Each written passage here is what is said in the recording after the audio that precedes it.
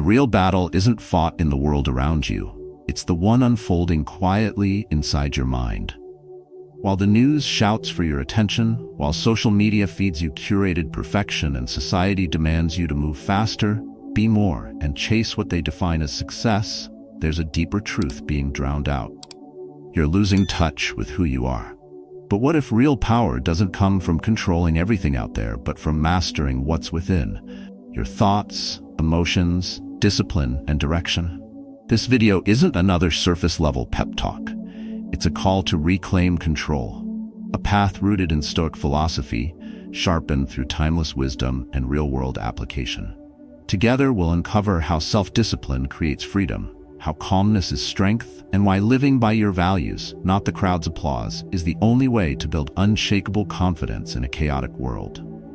We'll break down how comparison kills growth, how distractions sabotage your potential, and how daily self-improvement becomes your silent revolution. Because power isn't about being louder than the world. It's about being so grounded that nothing outside of you can shake you. If you're here, it means you're done chasing approval. You're ready to focus, to rebuild from within. You're not alone. This is a journey millions of strong men are silently walking. Stay with me. Share your story in the comments. And if someone you care about is stuck in the noise, send this their way. Your transformation starts now. Master yourself before mastering the world. The world is loud, relentless, and always demanding your attention. From breaking news and endless notifications to opinions flying from every direction, you are constantly pulled outward, forced to react, respond, and rush. But in all that noise, have you noticed how little time you spend actually listening to yourself? The mind becomes crowded, the soul becomes tired, and slowly, without realizing it, you stop leading your life and start surviving it. The Stoics understood this centuries ago. They didn't try to escape the chaos, they mastered themselves within it. Marcus Aurelius ruled an empire, collapsing under the weight of war, betrayal, and plague. But instead of trying to fix every storm outside, he turned inward. He trained his mind like a soldier sharpened his blade. Not because it was easy, but because it was necessary. Self-mastery isn't about becoming perfect. It's about becoming unmoved. When the world panics, you breathe. When insulted, you pause. When plans fall apart, you adapt. That kind of control, calm, silent, steady, builds real strength. Not the strength to dominate others, but the strength to lead yourself. In a world built on distraction, focus becomes rebellion. Do you want peace? Then train your mind to stop chasing everything that moves. Power isn't found in controlling others. It begins with the discipline to control your own attention, your emotions, and your reactions. Every time you resist the urge to argue, complain, or prove yourself, you're practicing mastery. And mastery isn't loud. It doesn't announce itself. It shows up in silence, in presence, in restraint. There's a man in his 40s I once met. Corporate job, high income, constant travel. From the outside, he looked powerful. But behind closed doors, he couldn't sleep without alcohol, couldn't speak to his son without shouting, couldn't go a day without checking his phone 50 times. He had mastered everything except himself. The irony? The world respected him more than he respected himself. His schedule controlled him. His emotions dictated his behavior.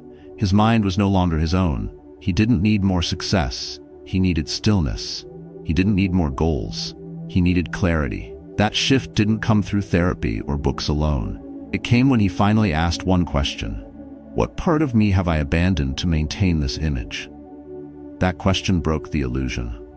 For the first time in years, he started walking in the morning without his phone. He practiced silence. He looked his son in the eyes and actually listened. And day by day, the man he pretended to be began fading, making space for the man he was meant to become. That's the Stoic way. Not a dramatic transformation, but a disciplined return to self. You don't need to master the world to feel powerful. You only need to stop letting the world master you. Modern life sells you the opposite story. Be everywhere, react fast, and stay connected. But the Stoics would challenge you. Slow down, be deliberate, protect your peace like a fortress. Marcus Aurelius didn't need applause to know he was on the right path. He didn't beg for validation. His battlefield was internal. His power came from quiet conviction, not public approval. So, what does mastering yourself look like in the real world? It's walking away from conflict when your ego screams to stay. It's keeping your word even when no one is watching. It's choosing to respond instead of react. It's saying no to what's urgent so you can say yes to what's essential. That's where resilience lives. Not in the absence of pressure, but in your ability to stay grounded while standing in the middle of it. Too many men build success on broken foundations. They rise fast but burn out faster. Their outer world is impressive, but their inner world is crumbling. Stoicism doesn't promise easy answers. It demands effort, but that effort rewires everything. You stop being a slave to external chaos, and you become the master of your internal order. You don't need more control over others, you need more control over yourself. That begins with honesty, the kind that strips away pride and faces the truth without flinching. Are you driven by purpose or by pressure? Are your choices led by values or by fear of missing out? Are you reacting to life or consciously creating it? No one else can answer those questions for you. No one else needs to. Because real power doesn't ask permission. It doesn't seek approval. It's quiet. It's patient. And it starts the moment you stop running from your own mind and begin leading it. So look inward. The battlefield isn't out there. It never was. It's in your breath, your response, your next choice. That's where mastery begins. And once you master that, you'll realize something the world never told you. You were never out of control. You were simply out of alignment. Reclaim your mind, and the world will follow. Or not. But it won't matter, because you'll no longer need it to. 2. Compare less to go further. Nothing drains a man's strength faster than the silent addiction to comparison. You open your phone, scroll for 5 minutes, and without warning, your mind starts drifting. He's younger and more successful, he's fitter, he's got more freedom, more followers, a better house, a better life. In seconds, you go from focused to frustrated, from grounded to insecure.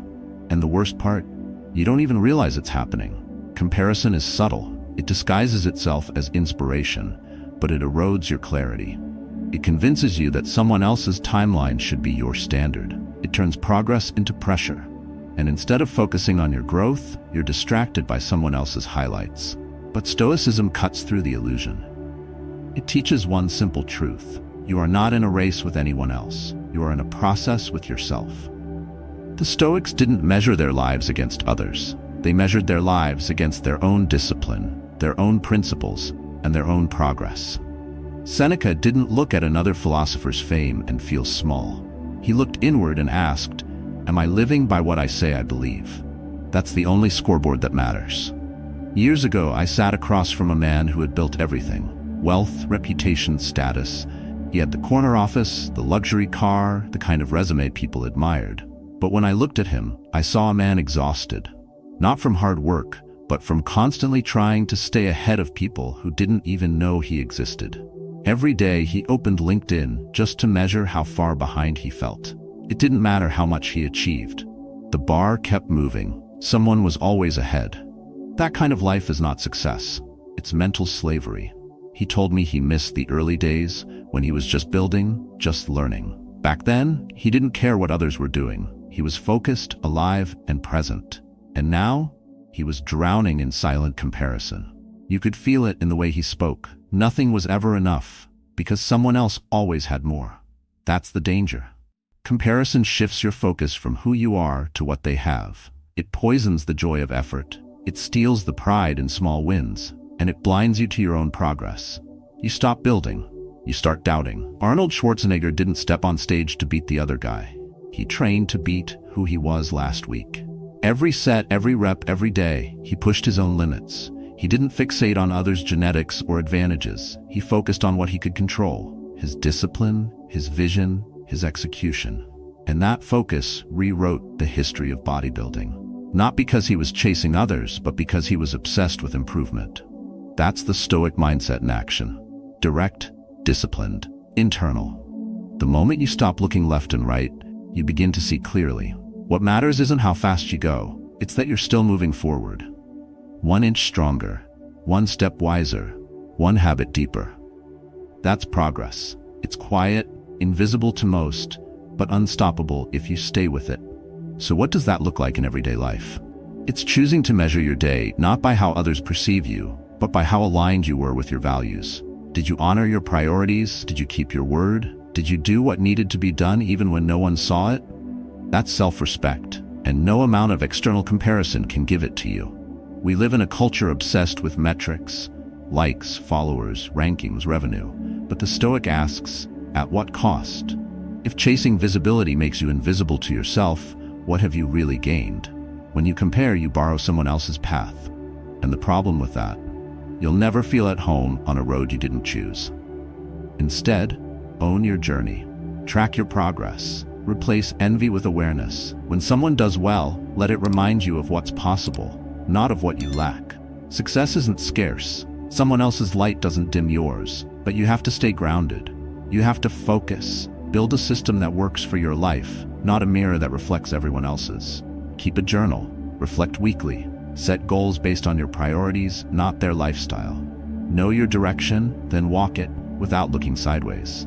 The man who focuses on his own growth becomes dangerous. Not because he wants to dominate others, but because nothing distracts him anymore. His emotions are steady, his thoughts are clear, and his actions are deliberate. That kind of man is rare. Not because he's the smartest or the strongest, but because he's anchored, grounded in his own lane.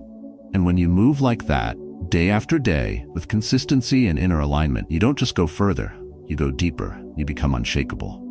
So pause, take inventory, ask yourself, am I building my life? Or am I copying someone else's version of it? Because you cannot become who you were meant to be by trying to outshine who someone else already is. Redirect that energy inward. Measure only against who you were yesterday. Track discipline. Honor effort. Stay quiet. Stay focused. And you'll realize something powerful. The moment you stop comparing is the moment you start becoming. 3. Independent thinking is true strength. Strength isn't about how much you can lift. It's about how deeply you can think when the world is shouting at you to follow. In a society built on noise, following is easy. Thinking is rare, but rare is where strength begins. Every time you base your choices on what others expect, you trade freedom for comfort. You give up your path for their approval. And slowly, without even noticing, your decisions no longer come from within. They come from the crowd, from opinions, from fear. Stoicism draws a hard line here. It doesn't ask you to rebel loudly. It challenges you to stand quietly, to build conviction not through reaction, but through reflection. Seneca once wrote, "If you want to control your life, stop worrying about what other people think of you." That idea isn't poetic, it's strategic, because the moment you let public perception dictate personal direction, you lose both. Colonel Harlan Sanders wasn't born with a vision the world applauded. In fact, he was ignored most of his life. At 65, he had nothing. No money, no fame, no security. All he had was a recipe and a belief in it. So he packed his car, drove across the country, and pitched his idea. He was rejected over 1,000 times, 1,000 doors, 1,000 no's. But he kept going. Not because others believed in him, but because he believed in himself. That's the kind of strength Stoicism calls for. Not loud, not emotional, but persistent, rooted in self-direction.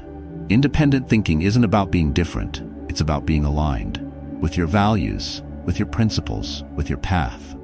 And in a world built to distract and dictate, that alignment becomes a superpower. When you think independently, you don't get swept up in every trend, every outrage, every wave of public opinion. You filter noise through reason. You pause before reacting. You weigh decisions against what truly matters. And because of that, your life becomes deliberate, not accidental. But independent thinking demands something most men avoid: stillness. You have to get quiet to hear yourself. You have to disconnect to realign. You have to become deeply aware of when your thoughts are yours and when they've been planted by someone else. A client once told me he was constantly anxious about falling behind, not because he wasn't growing, but because he was always chasing what someone else defined as success. His business was stable, his family was healthy, his life was meaningful. But he couldn't feel it, because every time he opened his phone, he saw someone scaling faster, earning more, speaking louder, and suddenly his peace became irrelevant. We traced it back to one problem. His goals weren't his. They were borrowed. And because of that, his progress never felt fulfilling. It only felt like a delay. So he did something radical. He stepped back, took 3 weeks off social media, wrote down what truly mattered to him without the world's voice in the background. And when he returned, everything shifted. He wasn't reacting anymore. He was choosing, with clarity, with conviction. That's what it looks like. That's the power of thinking for yourself. But it's not just about making better choices. It's about building a stronger identity. The man who relies on others to think for him can be swayed, sold, and shaken. But the man who knows what he believes and why becomes anchored. He's not easy to impress, not easy to influence, and definitely not easy to break. This doesn't mean you ignore advice or shut out feedback. Wisdom listens, but it doesn't absorb everything. It evaluates, it extracts, it decides. That's what Stoic clarity demands: discernment, not defiance. And here's the hard truth: independent thinking will cost you approval, agreement, applause. But what you gain is infinitely more valuable: peace of mind, clarity of purpose, and the quiet confidence that comes from living on your terms. It takes courage to think alone, but it takes wisdom to know when you're being silently controlled by the crowd. And if you never stop to examine your thoughts, you'll spend your life chasing goals that don't belong to you. So ask yourself, plainly and directly, are my values mine or inherited? Are my ambitions rooted in truth or borrowed from noise? Am I living in alignment or in imitation? Because until you answer those questions, you'll always be vulnerable to distraction, pressure, and regret. But once you do, once you reclaim your mind from the influence of the crowd, you become free in the truest sense. And in a world full of followers, that kind of man, quiet, clear, unshaken, is the rarest kind of strong. 4. Be better than who you were yesterday. You don't need to outrun anyone. You only need to outrun the man you were yesterday. That's where real growth begins. Not in comparison, but in quiet, personal evolution. No spotlight, no cheering crowd, just one simple question repeated daily: am I improving or just existing? We live in a culture that obsesses over milestones, promotions, six-packs, follower counts. But none of those things mean anything if you're still thinking the same, reacting the same, blaming the same. Stoicism flips the script. It doesn't ask how much you've achieved. It asks how much you've improved. Not in numbers, but in discipline, clarity, and emotional control. Epictetus once said, "It's not what happens to you, but how you react to it that matters." That single sentence contains an entire roadmap for growth. Because your reaction, how you think, how you speak, how you act, reveals everything about who you are becoming. The external world will always test you, but if you respond the same way you did a year ago, a month ago, even last week, what has really changed? A man I once coached had a pattern. Every time things didn't go his way, client canceled, the deal fell through, someone criticized him, he snapped. Short temper, defensive tone, blame. His team feared his reactions. His family avoided difficult conversations. On paper, he was a leader. In practice, he was a storm. He told me he wanted to grow. So we set one rule: no blow-ups for 30 days. Not because emotions are bad, but because untrained emotion is the enemy of wisdom. The first week, he failed twice. But by the second week, he caught himself. By the third, he paused before reacting. And by day 30, something clicked. He realized that progress wasn't in pretending to be calm. It was in choosing clarity over chaos. One small shift, repeated daily, changed everything. His people started trusting him. His home grew quieter. He didn't just lead better, he lived better. That's what being better than yesterday looks like. It's not grand, it's not viral, it's consistent. Measured not in applause, but in alignment. You don't need to wait for perfect conditions. You need to commit to one improvement, one degree, one step. But the ego hates slow progress. It wants to leap, to dominate, to prove. That's why it loves comparison, because when you compare, you can always find someone behind you and feel superior. But growth doesn't care about superiority. It cares about depth. Stoicism brings you back to the fundamentals: daily reflection, inner honesty, emotional discipline. A Stoic doesn't chase perfection, he chases precision, refining thought, speech, and action with ruthless consistency. Growth isn't about being flawless, it's about being intentional. That's why the 1% rule matters. Improve by 1% each day, not in everything, just in what matters most. If patience is your weakness, practice stillness in conversation. If discipline slips, recommit to your morning routine. If resentment lingers, practice letting go. Once, then again. These micro improvements stack quietly, and over time they transform the man in the mirror. There's a man I knew who started with one small change, 10 push-ups every morning. That's it. No gym, no trainer, just 10. Rain or shine, tired or busy. And after 30 days, it wasn't about the push-ups anymore. It was about who he became, someone who keeps promises to himself. From 10 came 20. From 20 came a run, then a journal, then a new job. He didn't change overnight, but every night he changed a little. Growth is like that. It rewards those who stay, those who don't quit when it's boring, those who repeat what works long after motivation fades.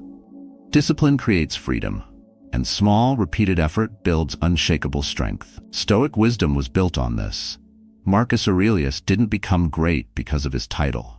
He became great because of his daily practice, writing, reflecting, and correcting himself without excuse.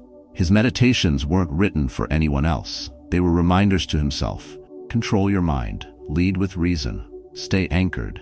That's the kind of man you become when you stop chasing massive change and start practicing micro-discipline. You stop performing and start transforming. You stop reacting and start directing. So here's the question. What would happen if for the next 30 days you committed to being just 1% better every day? In thought, in action, in presence. No excuses, no resets, just a straight line forward. Because the man who trains himself daily without waiting for praise or permission will always outgrow the man who waits for perfect timing. This isn't about winning. It's about evolving. Quietly, steadily, inwardly, because progress isn't always visible, but it is always felt. And when you can stand in front of the mirror, look yourself in the eye and say, "I'm further than I was," there's no applause needed. That's the victory. That's the path. Be relentless with it, not for the world, but for the man you're becoming. 5. Discipline is the key to freedom. Freedom sounds like doing what you want when you want, but real freedom, the kind that lasts, only comes from doing what needs to be done, even when you don't feel like it. That's the paradox no one tells you. Discipline isn't a restriction. Discipline is liberation. Without it, your day owns you. Your impulses own you. Your distractions, doubts, cravings, they become the drivers.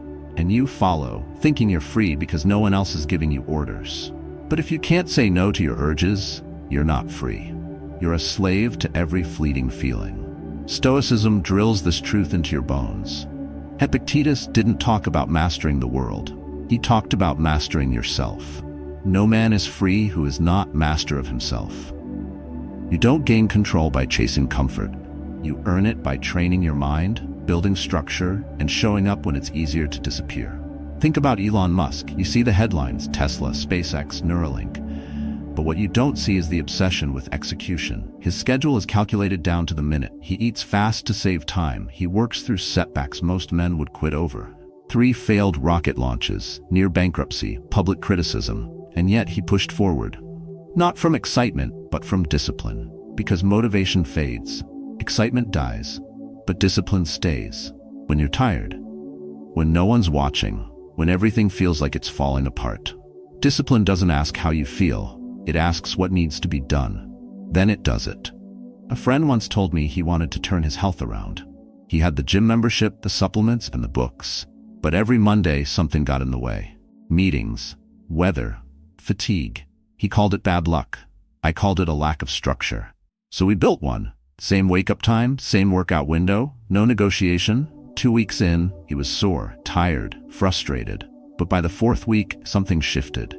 He didn't love the gym, but he loved who he was becoming. Someone who didn't back down, someone who kept his own word. And that changed everything. Because the goal isn't to love discipline, it's to respect what it gives you: focus, power, momentum. Discipline is the foundation of every form of success. Financial freedom requires spending discipline. Mental clarity requires focus discipline. A strong relationship requires emotional discipline. You don't stumble into greatness, you build it, day by discipline, day. The Stoics understood this deeply. They practiced daily routines, harsh self-reflection, and consistent habits, not because they were obsessed with control, but because they were committed to alignment. Marcus Aurelius ruled an empire in chaos, yet wrote nightly to hold himself accountable, not to others, to himself. Discipline gives you that edge. It rewires your nervous system to handle pressure, delays, and boredom. When others break down, you stay steady. When the path gets unclear, you keep walking. Because discipline doesn't rely on emotion, It runs on purpose. But it starts small. A bedtime you actually keep. A calendar you follow. A commitment you don't break just because it's inconvenient. Those tiny wins, repeated daily, become internal proof that you can trust yourself. One man I mentored was brilliant. Strategy, vision, leadership. But his life was chaos. He missed deadlines, broke promises, showed up late to everything, including his own priorities. He thought he had a time problem. He had a discipline problem. So he stripped his schedule down to the essentials. 3 daily non-negotiables. Wake-up time, work block, family dinner. Just those. Within weeks, his anxiety dropped. His results improved. Not because he did more, but because he followed through. That's the power of discipline. It reduces chaos. It sharpens your focus. It gives your life direction. Not from pressure, but from structure. And here's where Stoicism ties it all together. Freedom to the Stoic isn't pleasure or indulgence. It's control of the self, emotional resilience, mental strength, the ability to stay committed when no one is clapping, the choice to live by values rather than moods. So ask yourself, are you free or just unstructured? Are you in control or are you reacting? Are you building systems or hoping motivation shows up tomorrow? Because if you're waiting to feel ready, you've already surrendered your power. But if you start now, no matter how small, you begin reclaiming it. Pick one area: health, finances, mindset. Build a routine around it. Not perfect, just consistent. Show up for 30 days. No shortcuts, no emotion-based excuses, just the work. Then ask again, what does freedom feel like now? Discipline won't make your life easier. It will make you stronger. And strong men don't chase ease. They chase alignment. They don't drift, they direct. And because of that, they build lives no storm can shake. That's not control. That's not a restriction. That's freedom, earned. 6. Calmness is the weapon of the strong. Real strength doesn't roar. It doesn't fight to be seen or heard. It stays still when everything else shakes. Calmness isn't a weakness. It's control, refined, earned, and undeniable. In a world built to trigger you, staying calm is a silent act of rebellion. You don't win battles by flinching first. You win by holding your ground. And that starts with mastering your emotions. Most men confuse reaction with power. But shouting, slamming doors, firing back, they're easy. Any man can explode. Few can remain unshaken. Stoicism treats calmness not as a personality trait, but as a skill. One you train like a muscle. It's not passive, it's sharp, focused, deliberate. When Seneca wrote, "We suffer more in imagination than in reality," he was warning us. Your greatest pain isn't the situation, it's your interpretation. Your mind makes it bigger, louder, heavier. But when you step back and breathe, the monster shrinks. A client once told me his biggest problem was anger. It cost him a marriage, fractured his relationship with his son, and every time life got hard, he lost control. But what he didn't see was this. His rage wasn't strength, it was untrained emotion, disguised as force. We worked on one thing, pausing, just 5 seconds before he responded to anything triggering. That pause changed his life. Because in that moment, he took back his choice. And from that choice, his peace was rebuilt. You're not strong because you strike fast. You're strong because you choose when and whether to strike at all. Walt Disney faced rejection after rejection. Fired for lack of creativity, bankruptcy, mockery, legal setbacks. But he didn't spiral. He created, quietly, consistently. And through the fog of failure, he held his vision. Calmness wasn't his weapon. It was his foundation, because he didn't panic when things collapsed. He built again, stronger. That's not luck. That's mental clarity in motion. The Stoic doesn't escape stress. He studies it. He sees emotion rise and lets it pass like a wave. He doesn't run from pain. He absorbs the lesson beneath it. Because every insult, delay, betrayal, they're tests, not of your strength, but of your control. There's a moment in every heated argument where you get to decide, do I react or do I lead? And that split-second choice reveals everything. The calm man owns the room, not because he dominates, but because he's not disturbed. That's presence, that's leadership, that's power. But you don't just become calm, you train it. It starts when someone cuts you off in traffic and you unclench your fists. It deepens when a client cancels, and instead of spiraling, you re-strategize. It matures when someone insults you and you realize their words are a mirror of them, not a reflection of you. In the gym, you train your muscles to resist force. In life, calmness trains your mind to resist chaos. Because without calm, you overreact. And overreaction destroys clarity. You misread the tone, you take things personally, you respond too fast, and suddenly you're not leading anymore, you're chasing. Stoicism builds the opposite. It teaches you to slow down, to observe, to delay judgment. That doesn't mean you don't act. It means when you act, you hit the right target with the right force at the right time. That's control. That's strategy. That's what the strong do. I knew a man who ran a business in one of the most volatile industries, high-stakes investments. Markets crashed, clients panicked, laws changed, and yet in 10 years he never raised his voice once. His secret? Morning stillness. 30 minutes every day, no exceptions, no phone, no noise, just reflection. He told me, if I don't command my mind before the world does, I lose the day before it begins. His competitors chased trends. He stayed grounded. They burned out. He built a legacy. Calmness is not about appearing chill. It's about anchoring yourself so deeply that no storm can uproot you. Your family needs that. Your team needs that. You need that. Because without it, life controls you. With it, you lead yourself. The next time pressure rises, don't react. Pause. Observe. Ask, is this worth my energy? Is my ego talking or my values? If it's not aligned with who you're becoming, let it go. No response is often the most powerful response. Strength is not in the volume of your voice, it's in the stillness of your presence. And when you walk into chaos with that kind of calm, people feel it. They follow it. Not because you told them to, but because they know they're safer in your storm than in someone else's peace. So build it, protect it, let it become your edge. Because the man who stays calm under pressure doesn't just survive, he leads, he commands, he wins, quietly. 7. Live by your values, not by the crowd. The crowd doesn't care about your peace. It only rewards performance. It claps when you fit in, it goes silent when you stand alone. And if you spend your life dancing to its noise, you'll forget your own rhythm. Living by your values isn't easy, but it's the only way to stay whole in a world that wants to shape you. Everywhere you turn, there's pressure to conform, to speak safely, to post what trends, to pursue what others call success. But what happens when applause becomes your compass? You end up chasing validation instead of direction. Your life becomes a reaction, not an intention. And soon, you don't even recognize the man in the mirror. Stoic philosophy breaks that illusion. It reminds you that character is forged in solitude, not in spotlights. Marcus Aurelius ruled the largest empire on earth, yet wrote daily reminders to himself, not to let power, praise, or pressure pull him away from his principles. If it is not right, do not do it. If it is not true, do not say it.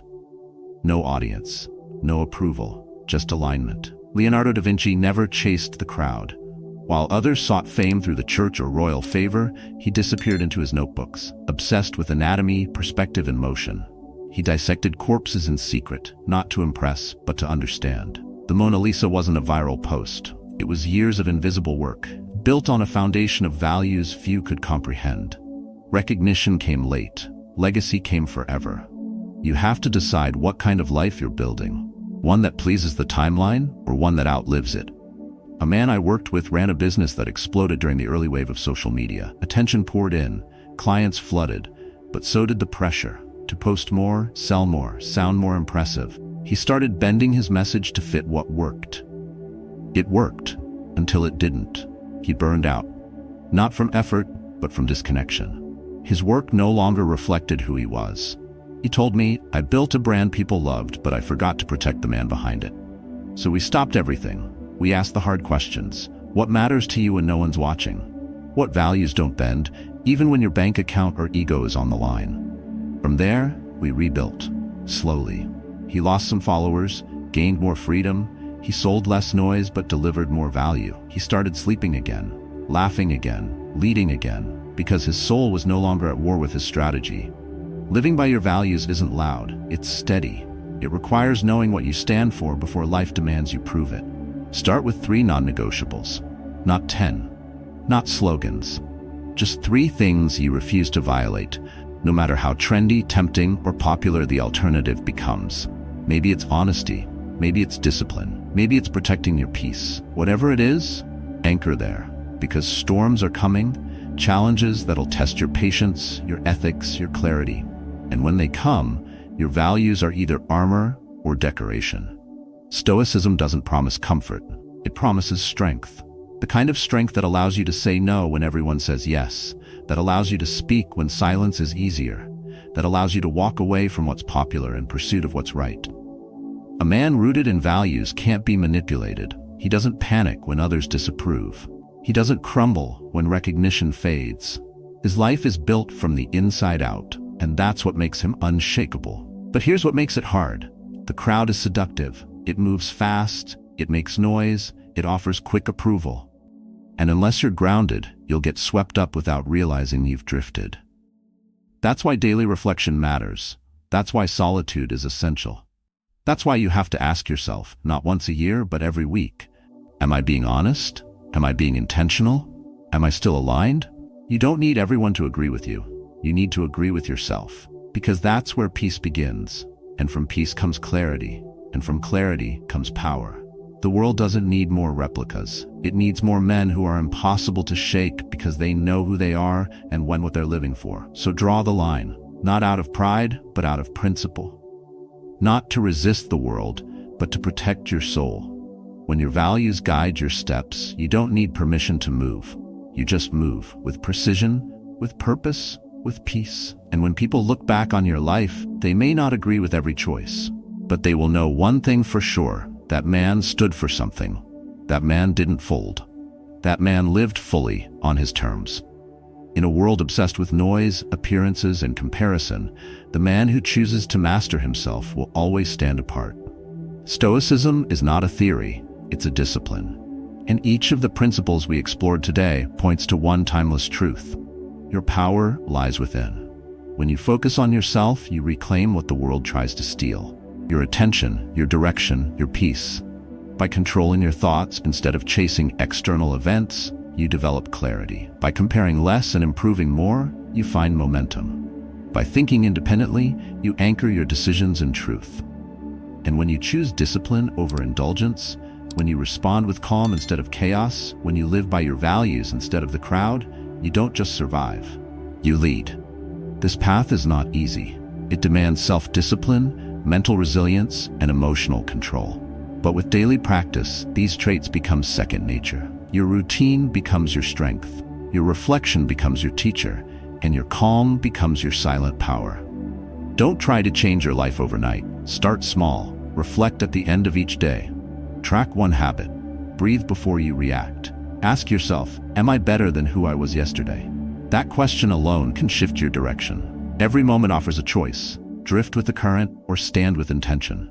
The Stoic chooses the latter, quietly, relentlessly, with purpose. So take these lessons and apply them consistently, not to impress anyone, but to meet the man you were meant to become.